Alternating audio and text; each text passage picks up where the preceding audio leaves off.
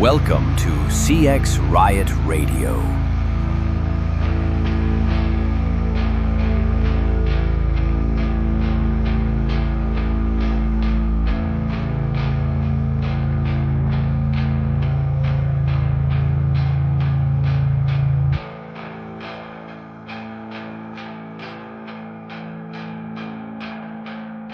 Now roll that beautiful bean footage.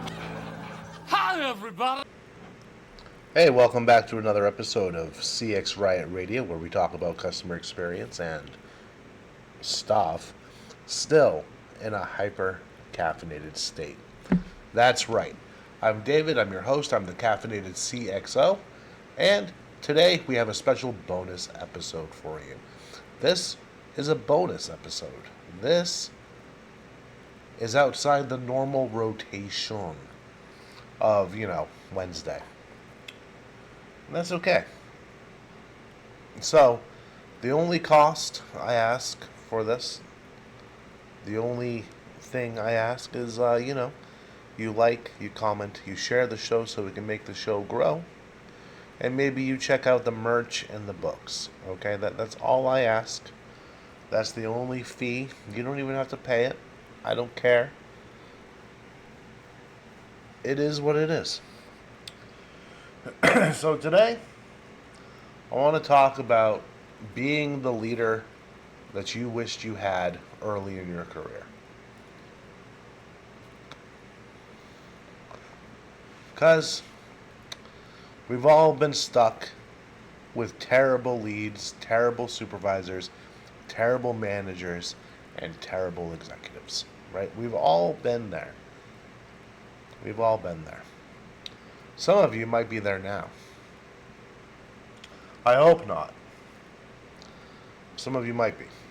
So, this episode is how to not be like that, right? How to be the leader that you wish you had when you were just starting out.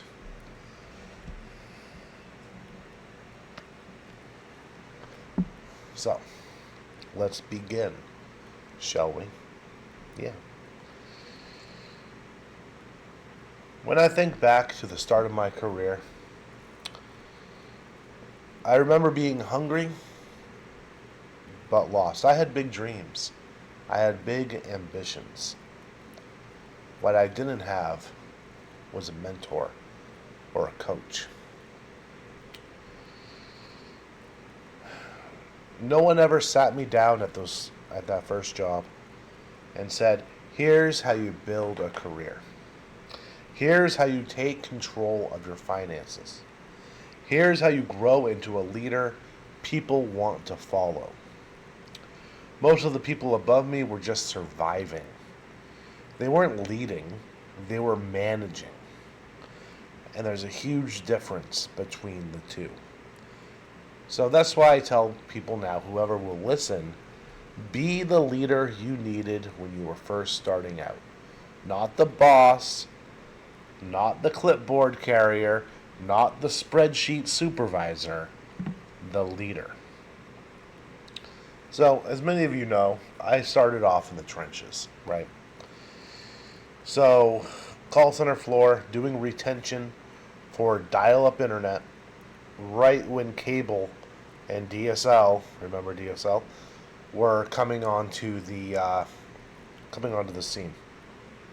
So obviously, people were canceling dial-up. I mean, as soon as cable or DSL would roll out into an area, everyone would cancel their dial-up. Yeah, it was crazy, and completely understandable. So back then, where I worked, leadership felt like this distant, mysterious club. Managers were behind glass. They were actually in a completely different part of the building than the rest of the call center floor, which was weird. They had really nice offices. They had really nice chairs, which I remember distinctly, because the chairs out on the call center floor were, to put it in a mild word, trash. And they rarely came to the floor, if ever. Sometimes to go talk to a team lead, although they usually called the team leads back in, to where they were, right? But when I fucked up, no one coached me. When I did something great, I had no way of knowing because no one told me. And when I started thinking bigger, when I started asking, how does this all fit together? How do I rise above floor agent? No one had any answers. There wasn't a progression chart. It was you were hired as a call center agent and you stayed a call center agent. If a team lead left, well, they'd hire someone from the outside to be the team lead. Now, I want to preface this, or I want to add in, this was in the late 90s, okay? Maybe early 2000s. So, I mean, it is what it is. So, I learned the hard way. I learned by failure. I learned by repetition. And I've always been curious. I've always been sometimes curious to a fault, right? And, but I am who I am. So, and I didn't need anyone to hand me a trophy or a participation award. I needed someone to see what I was doing and what I was learning. Just, someone to come to me and say, hey, you're pretty fucking rough around the edges, but I can tell that you care. Let's sharpen that. So, Jocko Willink said, in extreme ownership, leaders must own everything in their world. There is no one else to blame. And that's the foundation of everything that I believe about leadership. You want to be a real leader? Own the good, the bad, and the ugly. You don't point fingers, you point thumbs. When the numbers drop, when the morale dips, when your best CSR calls out 3 days in a fucking row, that's not someone else's fault. That's your problem to solve. Leadership, let's face it ain't glamorous. Is late nights, uncomfortable conversations, and setting standards that are so clear that no one can pretend they didn't know them. Jocko Willink also said, if substandard performance is accepted and no one is held accountable, that poor performance becomes the new standard.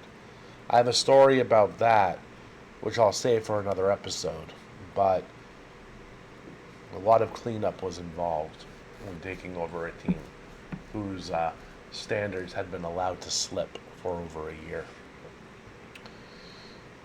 So, culture doesn't erode in one big moment.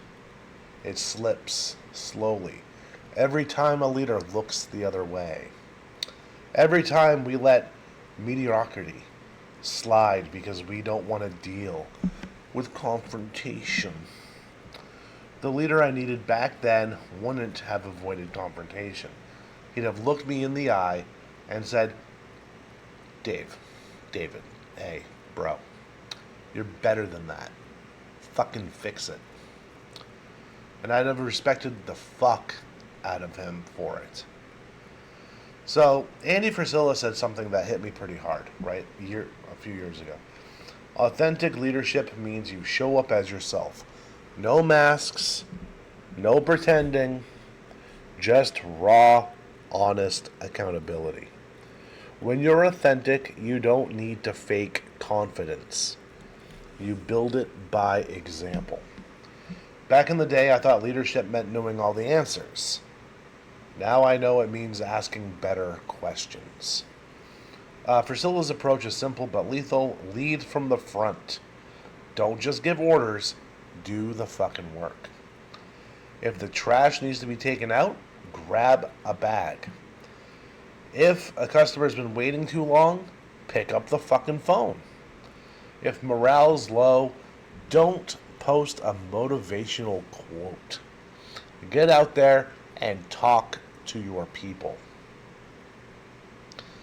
Because when your team sees you doing the work, sees you doing the things they don't want to do, doing the things that some employees might even utter, one of my biggest pet peeves, that's not my job.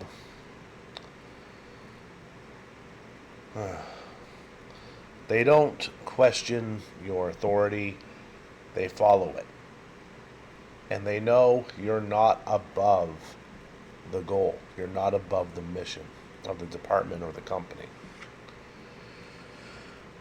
The leader I needed in my 20s, late teens and 20s, would have shown me that work isn't about position. It's about ownership. And you can lead from anywhere. You can lead from a cubicle. You can lead from a truck. You can lead from a dispatch desk. If you bring integrity and you bring grit.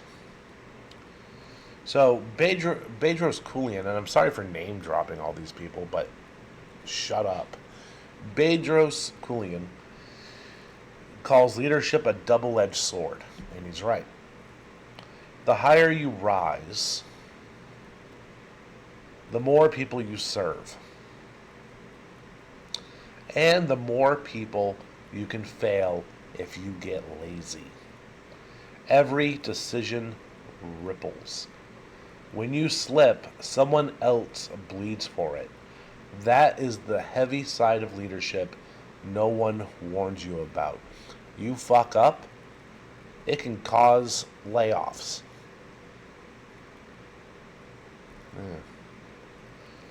You fuck up, someone else won't be able to put food on their table. No pressure, okay? So, leaders love to talk about vision, strategy, culture, but few want to talk about accountability. Because accountability means saying, I was wrong. I didn't communicate that clearly enough. I need to do better. No one likes saying those words. The people that do say they like saying those words are lying to you. Or they've been through it. And they know. They know it's better to say those words than to keep it inside or continue fucking lying. And in a world, let's face it, we live in a world that celebrates ego and excuses. That kind of honesty is rare. Almost non-existent. So, what I tell my team is this. If I mess up, tell me. Expose it. If you have an idea, speak up. All of us are more clever than one of us. Because we're not building a hierarchy. We're building a team. We're building a community. And I hate it when people compare workplaces to a family. Because that's not true.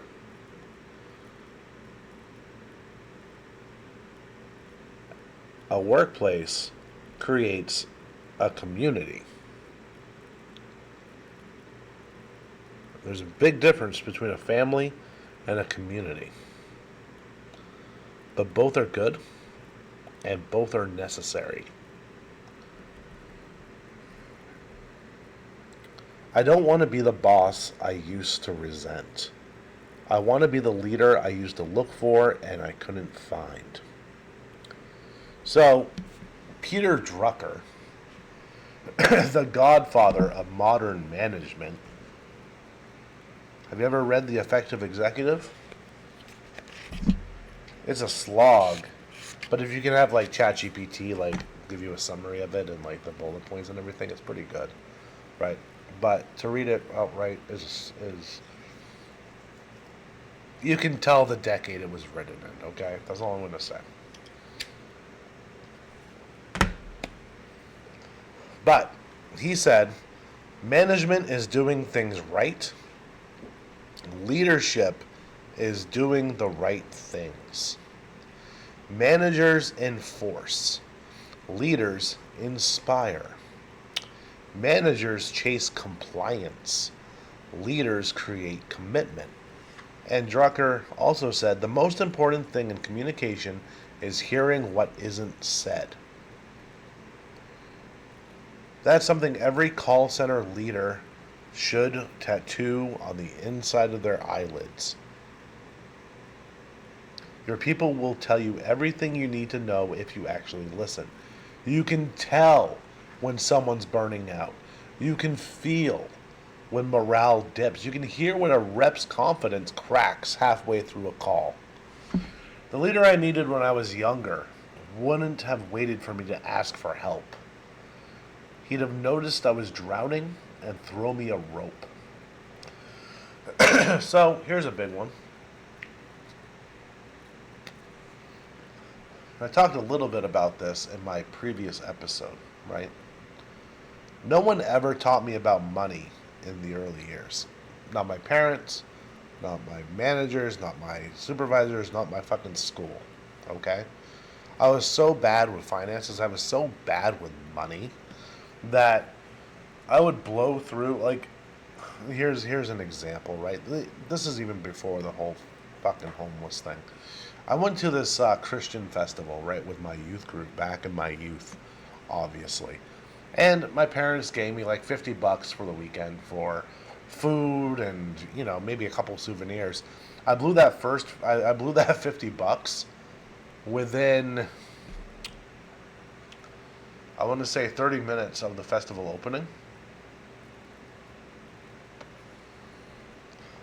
on shirts and CDs and stuff of the bands that I really liked at this Christian festival, like MXPX, Common Child, I think that's the name of it, a couple others. Not many big names there, but anyway. But I was so bad with money. It was ridiculous. So I knew how to work. I didn't know how to build, right? My paychecks used to be gone the same day, right? And not for bills, but for fun shit. So, part of leading isn't just showing people how to hit metrics, right? It's showing them how to win at life. Help your people understand how to budget, how to save, and how to invest. Show them that making 6 figures means nothing if you spend 7. Leadership isn't just about performance, it's about direction. It's about helping others see the long game. That what they do here in this job, in this season, can be a foundation for something greater. Every great leader is a builder. They build people, not just profits. They help their crew learn to think independently, to chase skills, not titles. Because the truth is, if you raise up strong, capable people, they'll either build your business with you or they'll go out and build something that reflects you. Either way, that's legacy. And legacy is what it's all about. That's the only thing you leave behind when you die. So, Jocko Willink also said, leaders should never be satisfied, they must always strive to improve. The leader I needed back then wouldn't have told me to be patient. He'd have told me to be relentless, to push, to grow, to fail forward. And if he saw me getting complacent, he'd have flipped the lights on and said, hey, wake the fuck up. You're better than this. That's what good leadership feels like. It's uncomfortable. It's demanding. But it's the only way people grow. People don't grow by being comfortable. Remember that. And if your team's never been a little uncomfortable, you're not leading. You're fucking babysitting. So every day a leader has to look in the mirror and ask, would I follow me? Would I trust me if I were on the floor again, taking calls or sitting in a van, running calls, trying to find my way? Would I believe what I say? Would I feel seen, heard, and challenged under my leadership? That's the test. If the answer is no, then go fucking fix it. because your team can see through every fucking fake smile, every half-hearted good job, every time you phone it in.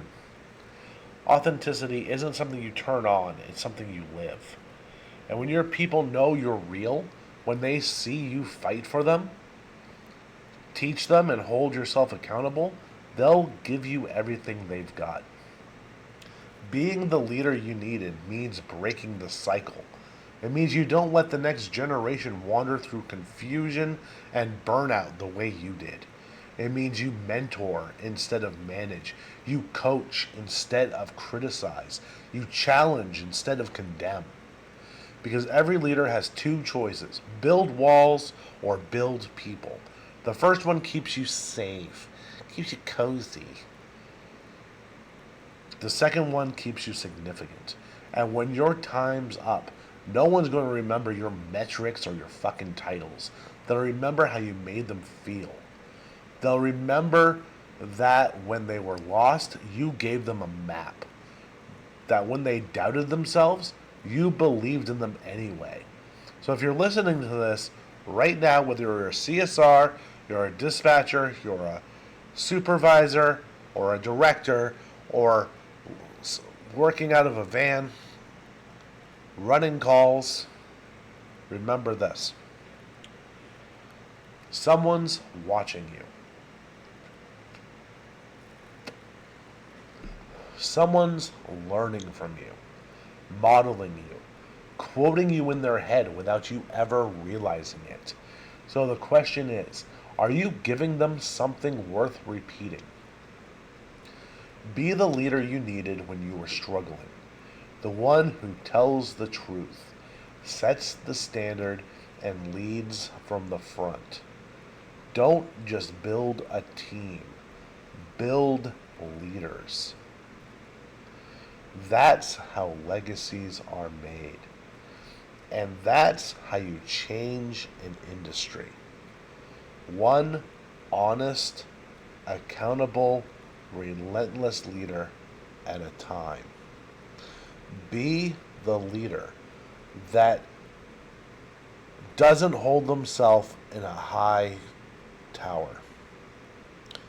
We don't need no ivory tower supervisors here.